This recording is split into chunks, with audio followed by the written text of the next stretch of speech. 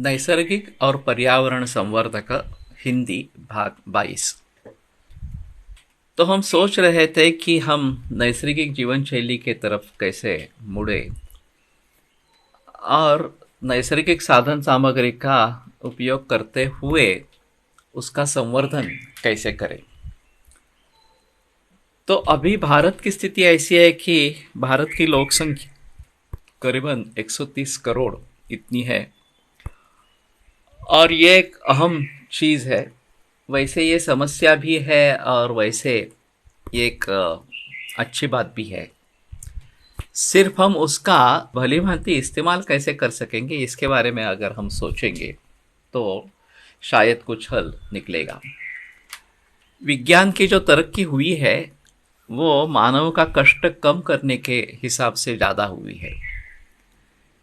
इसीलिए पहले साइकिल थी, फिर स्वयंचलित द्विचक्र वाहन इस प्रकार का आ गया, फिर फोर व्हीलर इस प्रकार की आ गई, रेलगाड़ी आ गई, विमान सेवा शुरू हो गई वगैरह वगैरह। और उसी तरीके से दूर संचार या फिर टेलीकम्युनिकेशन, ये जो बात हुई कि फ़ोन आ गए, फिर उसके आगे सेल फोन्स इस प्रकार के आ गए और बहुत सारी चीज़ें टीवी वगैरह ये सब टेलीकम्युनिकेशन शुरू हो गया।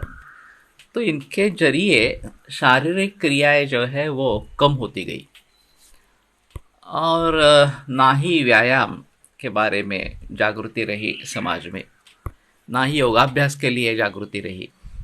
और अभी जो श्रीमंत इस प्रकार के लोग हैं और जिनको इनके बारे में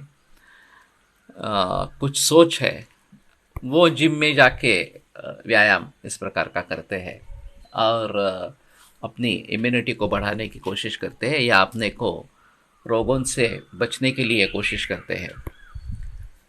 तो इसमें अगर हम इस प्रकार के सोचें कि कहाँ हम बिजली बचा सकते हैं, तो मेरा एक सुझाव था कि जिम जो है उसको बिजली का सप्लाई ही नहीं देने का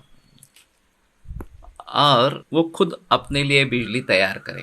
जो भी संसाधन उसमें है, चाहे ट्रेडमिल हो या और कुछ हो, हम अपनी शक्ति खर्च कर रहे हैं वहाँ पे, तो शक्ति का रूपांतर बिजली में अगर हो सकता है तो उसी बिजली के आधार पर जितनी आवश्यक है उतनी शक्ति हमें मिलेगी। तो एक अहम चीज़ इस प्रकार की होगी। अभी WHO के गाइडलाइंस आए हैं कि जिम्स एयर कंडीशन नहीं होनी है। हम व्यायाम करके पसीना निकाल रहे हैं और एसी उसको रोक रहा है। तो ये एसी के रोकने के कारण बीमारियों को निर्माण कर सकता है। यह अभी WHO का ऑब्जर्वेशन इस प्रकार का है। तो उसी तरह प्रकार से अगर एसी कम हो जाए तो बिजली की उतनी आवश्यकता नहीं रहेगी और जितनी रहेगी वो हम शायद कुछ चक्रों का भ्रमण करके अपने हाथ से निर्माण कर सकेंगे। वैसे नागपुर या उत्तर प्रदेश वगैरह में साइकिल रिक्शा अभी भी प्रचलन में है और लोग सोचते हैं कि ये मानवीय कष्ट बहुत उसमें होते हैं और ये अच्छा नहीं है, तो उनको कुछ कर्ज उपलब्ध करके उनको ऑटो रिक्शा कैसे दे देंगे इसके बारे में सुझाव आते रहते हैं और कई जगह ये किया भी गया है। दूसरी तरफ इस प्रकार की साइकिल रिक्शा में कष्ट तो होते हैं, उसमें कोई संभावना नहीं है, संदेह नहीं है उसके बारे में, किंतु पर्यावरण का संरक्षण उससे अच्छा इस प्रकार से हो जाता है। तो शायद साइकिल रिक्शा उसी के लिए चालू रखे जो लोग कष्ट करके इस प्रकार से पैसा कमा सकते हैं, उनके लिए ये सुविधा चालू रहनी चाहिए।